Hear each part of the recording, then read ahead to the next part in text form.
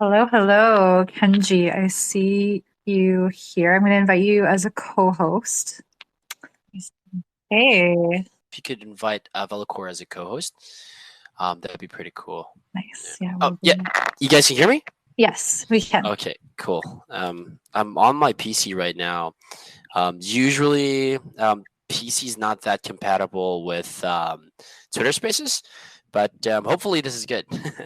Right? I have seen this is the first time ever where I've been disconnected and it allowed me to reconnect. So this is we are making big strides in the the Twitter space That's realm. awesome. Definitely, they should have supported this a while ago. But I think just X was undergoing a lot of politics. So yeah. Yeah, seriously. So how is your day going? Pretty good. Lots of stuff happening for Velocore. Our team's very busy on the dev side of things and creating new strategies for onboarding users, creating a great user experience, and building more on the tech side of things. So it's been really amazing for us. Thank you for asking. Thank you for having us here today too. Yeah, thank you so much for joining. It's week three, everyone. Ape into zkSummer, where us at Across and our co-host at Taho, Nico, thank you for joining me up on stage, are here to celebrate the zkSync era ecosystem and really get to know 16 of really the most up and coming or already kind of heavy hitters like Velocore here, and what they're up to on this ecosystem. So yeah, Nico, welcome. Well, thank you so much. Happy Thursday, everybody. It's exciting to be here. Yes, definitely. And thank you so much to the Velocore team and Kenji. So I guess we can get right into it. I gotta say, when I was researching for this campaign and who do we want to invite to join us, and Velocore was the number one project on every single CT thread must watch list for zkSync era. So yeah, how does that make you feel, Kenji? Thank you. I mean, we're really excited about that. The team is really hard at work, as I just mentioned, and we're not backing down on any challenges, creating new innovations, and it's been really exciting for us to see that CT is out there, noticing what the team has built. And we're really just happy to see that everyone's engaging, our community is going strong, and we've been getting a lot of more attention, I guess, in the space. So just I guess a lot of joyfulness on our end as a team. What do you think is the one sort of factor or the biggest highlight about Velocore that really captured that audience so early on? Ooh, I think it's a mix, right? We have that amazing UI. We have that thing that sets us apart, which is our branding of like waifus. We also have an amazing tech. We're actually, our V1 was solidly based. But that didn't stop us from creating something of our own, which is coming out with our V2. We've had amazing success with our community, and we honestly launched at a good time. And we performed very well as we really grinded out Velcore, essentially. Yeah. Yeah, definitely. And thanks for sharing. Yeah, what makes Velocore so hot on everyone's radars. And I guess in case people have the first time hearing about you guys, if you just introducing yourself and what your role is on the project, and yeah, what Velocore is. Sure. Yeah. So my role in Velocore is essentially BD and ecosystem and a little bit of marketing. It's a little bit of wearing multiple hats. But just to put it shortly, BD. Also, one of our co-founders is here, Jerome, part of the co-host listening in right now. So to give a brief introduction into Velocore and what we do, we're essentially a next-gen decentralized exchange, and we want to facilitate trading processes by reducing costs, minimizing trade slippage, providing a hassle-free governance experience, and we want to alleviate the stress of protocols of having to inflate their token rewards. So we want to be fostering a sustainable and equitable DeFi environment. Our real vision is to provide a DEX experience unlike any other. And if we're talking about Velocore 2 on the tech side, we're essentially the leading VE33 DEX on zkSync era and Linea. We have a revolutionized AMM in a VE33 system, which could save users up to 90% on swap, vote, bribe in real time without worrying about the hassles of epochs. We also employ a token-style vault AMM, which is similar to Balancer. So we'll actually be able to support a myriad of pools, including stable coins, all at the lowest gas possible. And we've created our new predictable, easy governance method that is different from traditional VE33s with real-time bribe and free-flowing vote mechanism. We want to provide a very streamlined governance experience.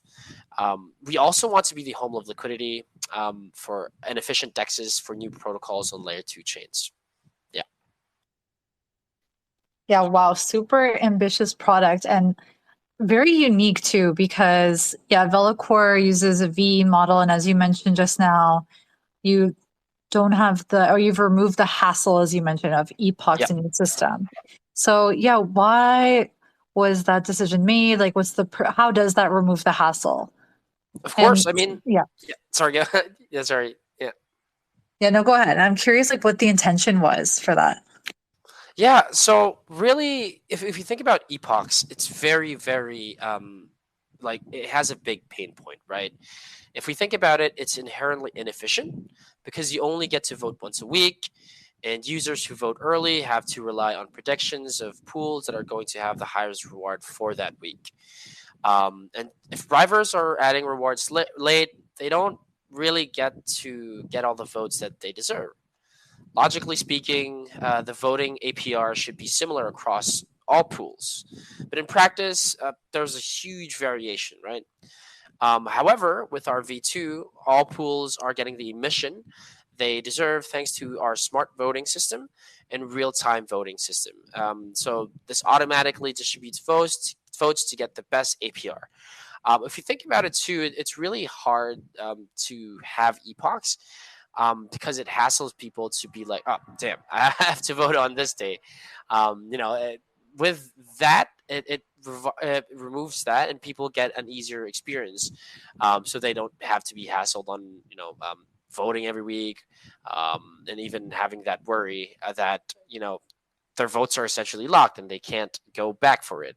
So these are some of the things that we're aiming to solve when we're removing epochs in our system and creating our own way of, our smart voting system, our easy governance, real-time bribe, and free-flowing vote mechanism.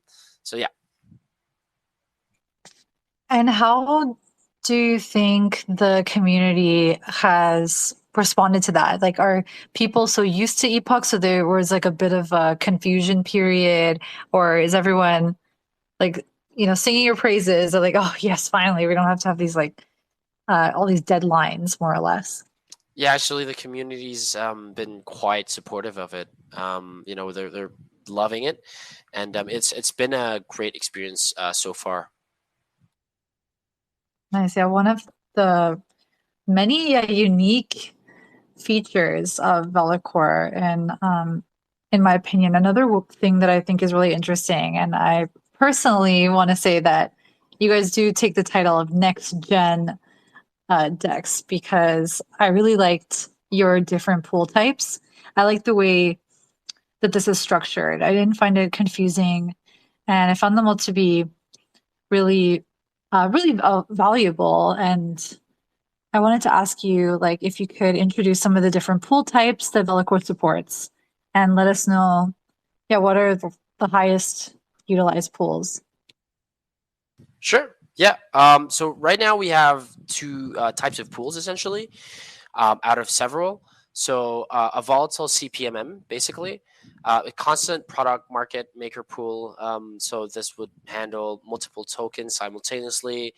It's usually for tradable assets, your ETHs and so on, and maybe your other shit coins as well. Anything that would be tradable, essentially, right? And we also have our Wombat-style stable pool. This is essentially like inspired by Wombat's innovation, providing numerous improvements over Curve's model of stable swap. So this allows for single asset deposits. It has better computational efficiency, and new assets can be added anytime, right? And previously, if we're talking about solidly forks, they required smart contract upgrades to add new types of pools, such as pseudo swap style NFT swaps or pools that have hooks from Uniswap v4. But Velocore has left the door open to introduce more advanced types of pools without having to do so. So of course we're in no rush, as safety is important. But essentially, yeah, these are the two types of pools. I think in terms of the highest utilized pools, of course, it will be your ETH-USDCs, since these are essentially like the blue chip ones.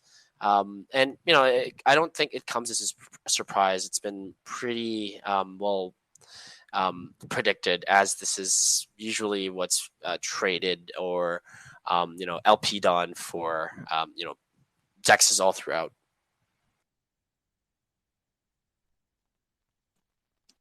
Yeah, nice. I'm not as familiar with the wombats though. Can you go like a little bit more deep into that one?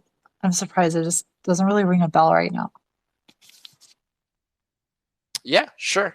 So if you think about Wombat, if we think about Wombat, it's like Curve, but they have a better model, right? For stablecoin swaps, this will become basically one of the best ways that you can swap another stablecoin for another without having to pay these insanely huge trading fees, right? I think, to put it shortly, that's what it is. It's more of like it's essentially one of the essential foundations of DeFi, wherein if I wanted to trade my USDT for a USDC, these are one of the best ways that I can do this, right? Okay, and then I gotcha. And then when we look at, yeah, like Uniswap, Uniswap trading data, it's just like, yeah, stable coin to stable coin. Like that's the vast majority. So yeah, the fact that that's like providing solutions for, yeah, those bigger tokens is, yeah, super valuable. Okay. Yeah, sorry, I haven't heard of that one. Nico, are you familiar with that one? I know you're like more of an NFT guy, but Yeah, no, but it's getting me so excited. I mean, it's one of the biggest frustrations I have with DeFi. You're dealing with a stable coin, and you're right. You pay these insane fees, and I mean, I've always hated that aspect of going between stable coins. So that's really cool. I'm really familiar with Curve. A lot of people don't know the background of Taho Wallet, but it actually comes out of Thesis, which is the family that has been behind Saddle Finance. We're involved heavily with Threshold Network. That's sort of a sibling project to Tahoe Wallet, and so no, that's really cool. I'm more familiar with Curve than Wombat, but that's interesting. Very interesting that you have that forethought. Yeah, yeah. I mean, it's essentially the same. However, the implementation is different in the sense that it's more cheap. It's and you can have a single asset deposits. As I mentioned, there's more computational efficiency, and new assets can be added at any time, right? Yeah, and I love single asset deposits too. It's that's another interesting thing coming from the NFT space. Learning about pools. It's a curiosity to me sometimes. You can show up to a stable pool even, and they'll be weighted in one direction or the other. So it's nice that you have single asset deposits. That's a good feature. Yes, sir. I just wanted to mention, I really love your interface, and I love that you're wallet agnostic. You allow people. So, for example, the Tahoe wallet, I've connected a couple of times. I love checking out your platform, but um, it's a very easy to use. It's very easy to plug in there. And I think it's amazing what you guys are doing for zkSync era. Um, it's early. It's really early for the platform, but just seeing such cool products and actually tangible items that are built on this network. It's amazing. I mean, it's very smooth. It's a very smooth experience that you've built. Thank you. As much as I'd love to take credit for that, I'm only a BD. The founders, the devs have done tremendous work on building such an amazing product. I'll really give all the hats off to them. I'll send my best from you guys to them, and all the compliments. So on behalf of them and what they've made, would love to thank you so much for that. Yeah, absolutely. And back at you, of course. That's one of the nice things about being BD. We get to go into the spotlight and Yes, get all sir. the praise. Yeah, Yeah. yeah. I'm on the marketing side too, though. We have an amazing team, so I want to shout out to everybody on the Taho side, and obviously, I've got to thank everybody on the Across side too. You talk about engineering. I mean, it's amazing. It's just amazing how Crazy quick. stuff. Yeah. Exactly. Yeah. Since we're on the topic, and I don't want to hog the mic, but can you talk a little bit more about your WBTC pools? I mean, that's kind of mind blowing. You can actually bring Bitcoin onto your exchange in a relative way. Yeah, I mean, it's not that new. We really see that there's a lot of use for Rep Bitcoin. So we really wanted to bring this on into our platform, and our community has been asking for this for some time. And so we believe we can host that an array of other assets. So we really needed the WBTC pool. So that has been something that we were looking forward to for quite some time, actually. That's awesome. Are you open to other other types of wrapped Bitcoin, or how do tokens get onto the platform? Yeah, so we've actually, there are ways to do this. Right now, it's whitelisted, but we're actually wanting this to be permissionless as possible, so that anyone can deploy their pools, and we can host a myriad of other pools. So yeah, I think for us, that's going to be the way forward. As we believe in DeFi, it's going to be permissionless. And yeah, we want to scale up as much as possible. Or I believe it's already permissionless. So V1 actually was not permissionless. That was actually more of whitelisted. So that's on zkSync. That makes sense. Yeah, I'm hanging out on V1. Sorry, I'm living. Yeah, yeah. Yes, yes. Well, actually, on zkSync, it is still V1, but we are going to be deploying V2 quite soon, and we'll have the same interface actually. Wow, that's amazing. That's absolutely amazing. It's so incredible to see these things come out. They're so important for everyone to have access to. I mean, I love decentralization for that aspect. Yeah, yeah, exactly. And I know Kenji said you couldn't take all the credit for sort of the UX and the beauty of the interface, but I did want to ask if it was your idea for some of the marketing material for the V2 migration, a little bit of a Genshin Impact waifu anime girlies in there. I love that. I'm a big sucker for that. So like was that your idea? No, not at all. I actually came in the team, I think, 2, 3 months after it launched. So I was a little bit late to the team, and that was all OG. That was, our founders' thought process. Yeah, there was all them. They wanted to create something fresh, unique, something that appeals to, the general public. And basically they come up with this idea of like, hey, why don't we do waifus, right? It's very approachable, it's very unique. It doesn't scream like, hey, this is something that's really hard. We want to make this simplified and welcoming as possible. So yeah, that's what they thought. I love the artwork. You know, I'm an NFT nut, Amanda. It's so cool. Yeah. Is it just related then to the waifu token? I'm curious about that. I mean, do you actually earn NFTs, or I was kind of reading up a little bit about on your reward token.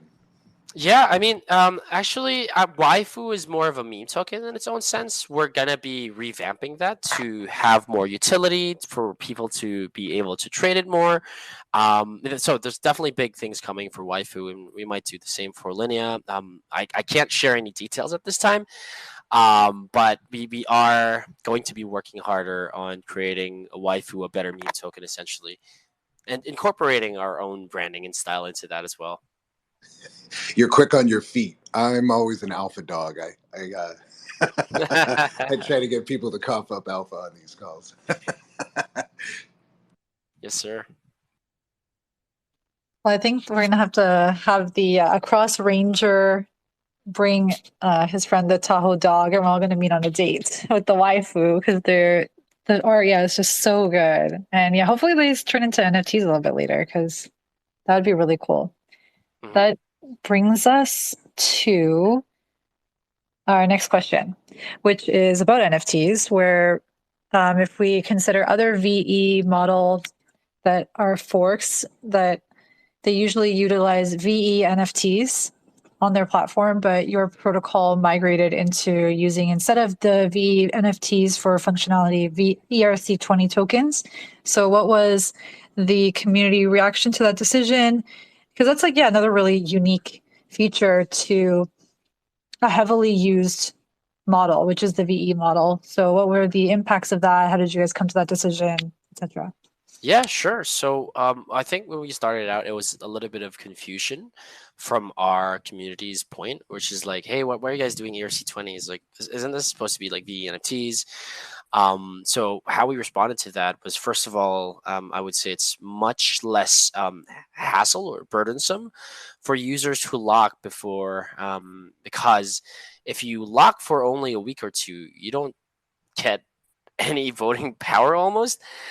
So you'd have to actually go for a max lock, which is like 2 to 4 years to get real voting power, right? Which is irreversible now because the NFT marketplace is very fragmented. If we think about NFTs, tradable at all, it's very hard to kind of bring this about and kind of get out on your positions, right? And so now we've actually thought that there might be a better way. They can be liquidated at market price at any time based on supply and demand. It's using ERC20s, so VEVCs, or VCs. Like if you lock them, you get VEVCs, and now it's more flexible. Even on the swap page within the same, there will be on a swap page rather than a separate NFT marketplace. So it makes everything easier for people. You're getting more liquidatable assets, and it just doesn't discourage people from locking for votes, right? Another change is that you no longer have to waste gas and time voting and claiming rewards, iterating every NFT ID, which is crazy on our side and the user side. You can all do it within a single action on one page, which is very gas efficient, combined with smart vote button, which makes the VE experience so much easier for everyone to use. So yeah, I mean, community at first was confused, but now it's been going great for us, and everyone has been seeing that, hey, this is something that's actually useful. Nice. Yeah, like really digging into all the unique aspects of Velocore, I really understand why, again, like a lot of influencers were like, oof, we got to watch out for this one. I think these guys really mean it when they say next gen, because it has so many innovations to a model. I would even venture to say it's not really a fork because you guys have done so many changes Oh to the yeah, original. So it's not a fork anymore. Like a lot of this is original implementation. Now we were inspired, with the solidly model. We were inspired with different V33s, inspired by Balancer. But now we wanted to create our own, which is our V2. V1 was solidly fork, but now we're dedicating ourselves to be more different. So what can we expect in V2? Oh, sorry, go ahead, Nico. No, I'm amazed at the forethought that you have on NFTs. That's one of the things that it's amazing within real life. For example, you think about investing in an art piece. You get to enjoy it as artwork, and that always kind of stretched the I don't want to say the financial burden, right? But when you look at ownership of an investment token, the problem, I guess, has been you get attached to your art. I love my NFTs. I actually buy little frames for them, and so in addition to owning them, I enjoy them on a regular basis. And that's just amazing that you have that locking mechanism. I mean, that's really groundbreaking. I just wanted to, kind of Thank you. pat you guys on the back for that. I mean, it's a way of really transcending a lot of the arguments that people have against the tangibility of an NFT, because at any time, like you said, you can utilize it at market value. You can liquidate it. So that's pretty cool. Thank you. Back to you, Amanda. Sorry. Yes. So just curious about, with a lot of these sort of migrations, the next migration that we're seeing is to Velocore V2. So what can we expect? What other sort of new features are we going to see? Yeah, I think there's like a lot that I touched upon before. So as mentioned, we're going to employ a token vault-style AMM similar to Balancer, which is one of our, I guess, inspirations. As mentioned, gas costs will be up to 90% more efficient, which will save users a lot of money on, their vote bribe, their swapping. There's also going to be real-time bribe, and free-flowing vote mechanism that we're removing the epochs for.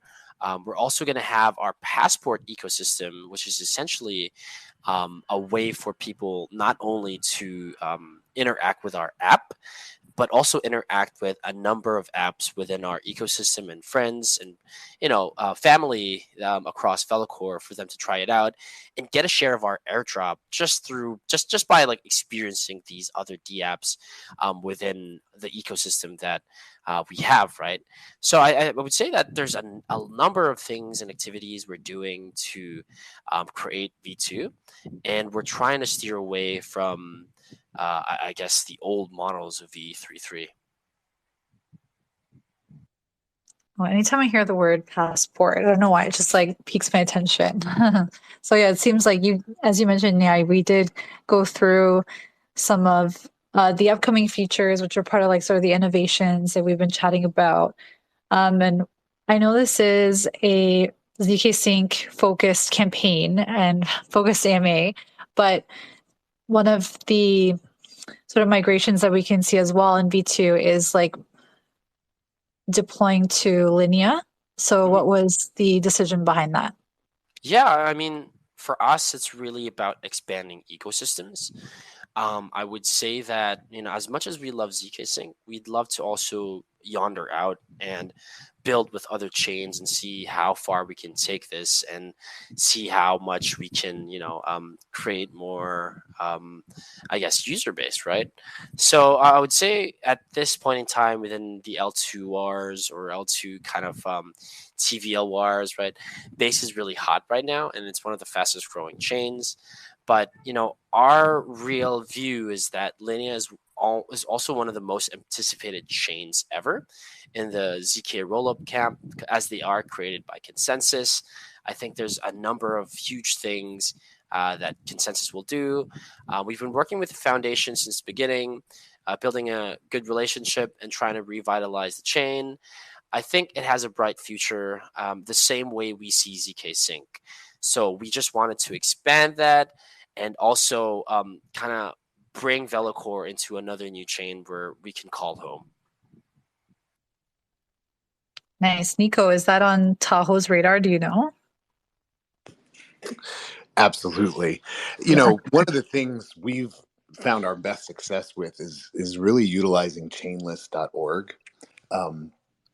We originally started with our core chains, obviously Ethereum, Polygon, Arbitrum, Optimism. But in partnering with you guys in really launching on ZK Era, it's just amazing to me. I mean, it's opened up a whole new realm of Web3 interoperability.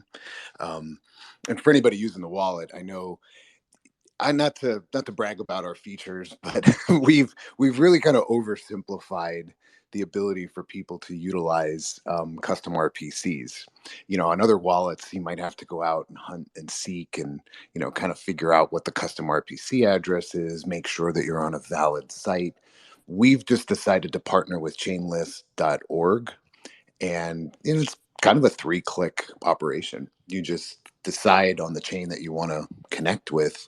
You'll go up, you'll add that chain to your wallet by clicking add network, but it's all kind of handled internally with chainlist.org. But what's so nice about it, from my Velocore experience, I had done that ahead of time, right? I knew I wanted to add Linnea, so add Linnea. I knew I wanted to add zkSync era, and I had those quickly added to my wallet. But man, once I got to your website, it was 2 clicks, and I appreciate that. You've really thought far ahead to really just be wallet agnostic. A lot of other dexes that I've been with, they just go right with WalletConnect. And it's nothing against WalletConnect. I think it's an awesome company, but it's a huge burden that you put on your community. WalletConnect had gone through they had a really intense upgrade this summer. They went from 1.0 to 2.0, and there's actually a time period where there was no service. And it's just really, it's little things like that I can't preach enough about. I hate to use, me, I hate to use the word normies, but there's a billion people that I hope to see come into the Web3 space in the next 12 months. And they've never used Web3 before. There are people that are coming in to DeFi and they've never made a DeFi swap. They've never sent a token out via a wallet. So it's things that we all take for granted. I haven't been in the space that long, but you kind of take these day-to-day operations for granted. So at any point in time when and this is again why I love to just shout out to our engineers. They're the unsung heroes of Web3 and blockchain, because they take all these complicated hexadecimal things and make them beautiful. And so anyway, wrapping that up, you've really done a great job on that. And I think it's easy enough for you to go to taho.xyz and download our extension, or of course any wallet that you're comfortable with. But I love that you've thought ahead about that user experience, and just kind of made it a little bit more comfortable people to do these things. Awesome. Thank you so much. I have to ask to Kenji, as someone who is representing a DeFi project such as Velocore that has all this next gen tech available to it, but is seeing like a lot of success from your audience, right? You're seeing a lot of praise, and I wanted to know, as someone who does a little bit of both, a little bit of marketing and BD, it's kind of like the number one question in our space, right? Where it's like, what is the secret to the success? Is it all BD or is it all marketing? Because you've kind of living the dream here. You've got like great tech and done very well in marketing. And that's usually not the case, right? It's like the best tech doesn't always win. Yeah, I mean, there's a number of things, right? I think it all works together. Tech, marketing, BD, all of this has their own hand, and not everyone is, not just one factor is going to make sure you win all of these, right?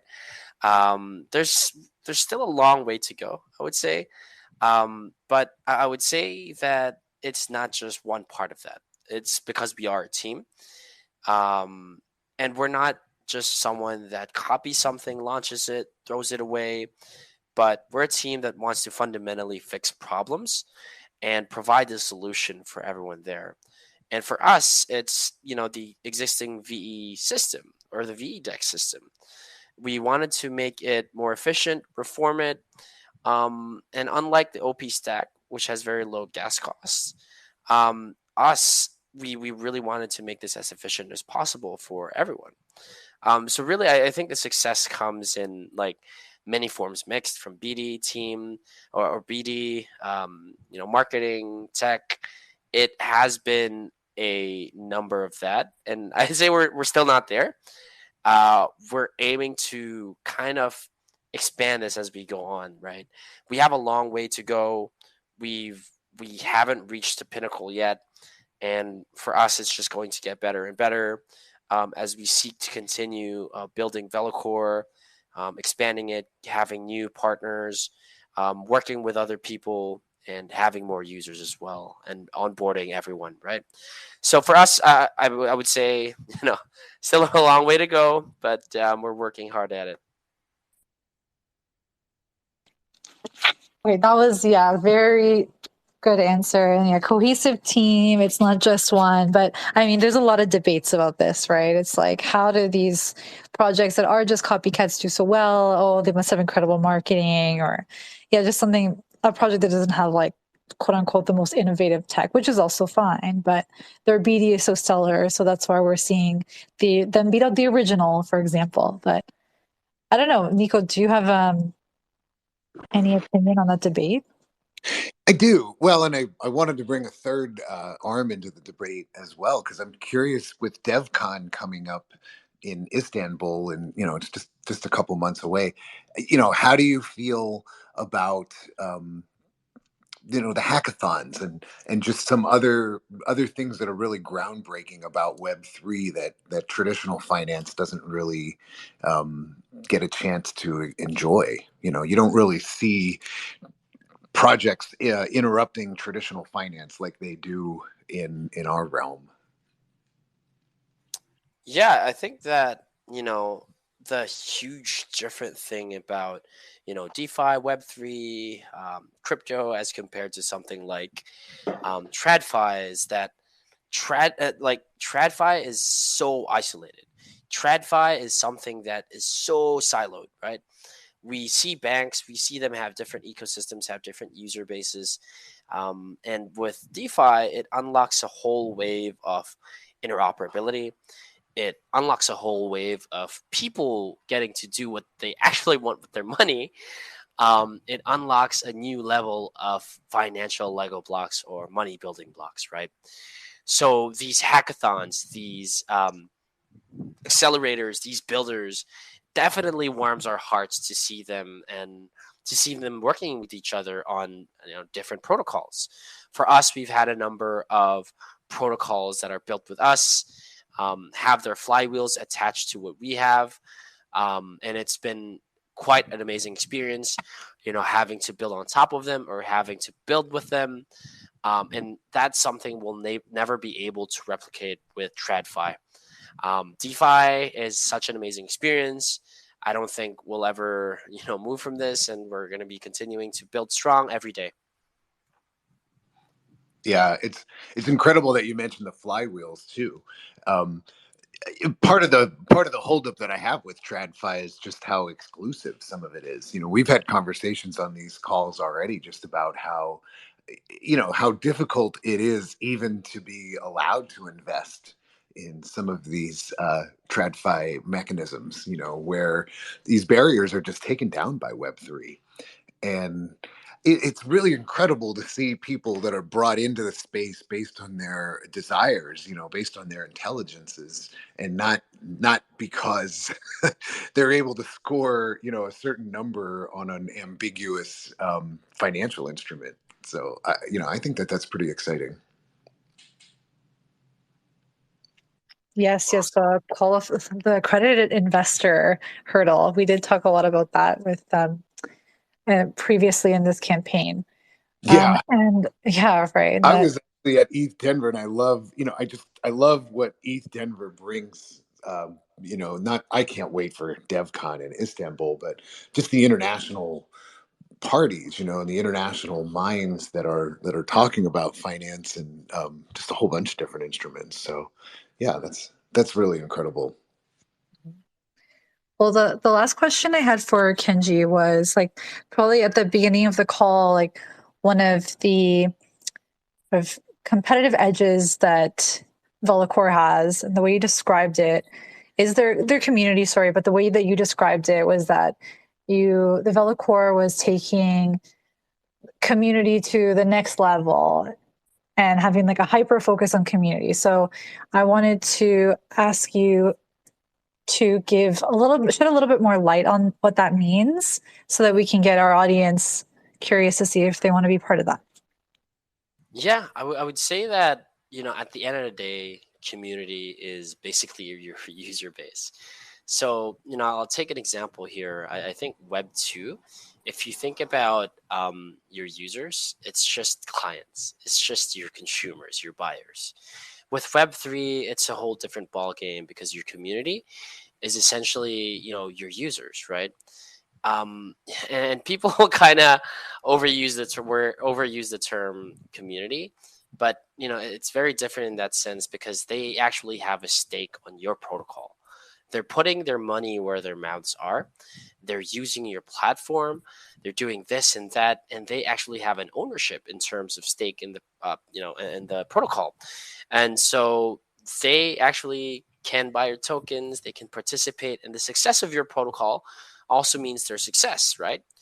And so at the end of the day, what we want to do with our community is take them on a journey, not just on a journey of, hey, here's the next steps that we're going to do. Hey, here's, we're transparent. Here's what we're going to do with our V2. Not just that, right?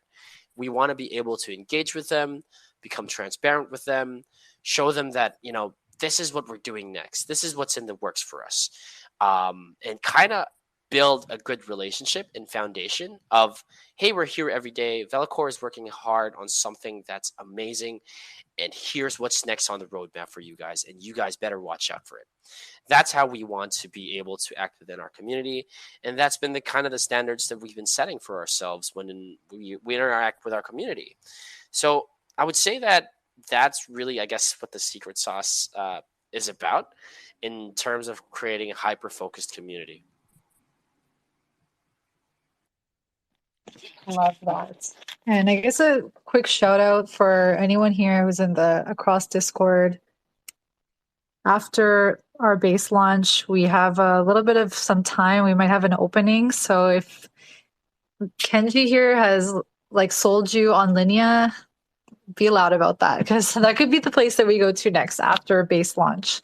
And yeah, I personally want to try that out too. I think you sold that very well. And yeah, it seems like I've been seeing Linea like kind of everywhere. But yes, this is a zkSync campaign. And yeah, we're just happy to have had you here as like truly like the leading DEX on zkSync era. And I think, yeah, just tons of innovation going on with you guys. So like, yeah, we really love to see it in a world full of forks. So you guys are really doing the Web3 DeFi landscape justice. And yeah, we'll just love to keep cheering you guys on. Do you have any other questions that you wanted to kind of add on here, Nico? No, again, I really wanted to commend you for your final comments. I think that's what really sets Web3 apart. We're communities that are built upon the people that actually contribute, and we echo a lot of that. Obviously, Taho is a community built wallet where we accept community suggestions, and that's sort of how we built the foundation of the features that were put into the wallet.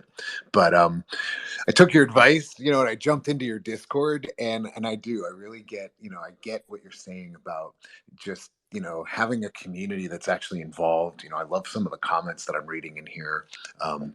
I just wanted to close with a thank you in general for providing knowledge, and just such a great place for people to learn about what is essentially pretty complicated technology, especially your V3. Wow, that type of technology can get to be a little cumbersome for new people that are entering the space. So, yeah, I think you've really done well, and I just want to close by saying it's been a pleasure to be on your panel as well. We love being a part of this campaign with Across, and for anybody that's curious, just getting their feet wet with a wallet, or actually curious about just learning more about what the differences are, yeah, stop on by taho.xyz. We've got a pretty cool, very casual Discord as well. And thank you for everything, Amanda. It's just been such a pleasure to be a part of these incredible projects. What a campaign you guys put together. And thank you everyone in the audience, and in particular to our special guests, Velocore and Kenji, for speaking on their behalf. It's been really fun getting to know them. This is the week 3, final AMA of week 3 of Ape into zkSummer with Across and Taho. We'll see you next week for our final week.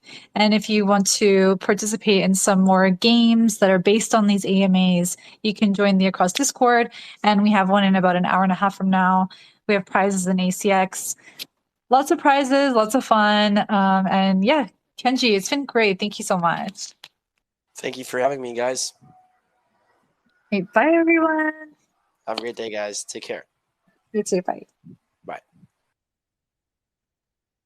Thank you, Nico. Thanks, everyone. Have a great Bye. weekend. Bye, man.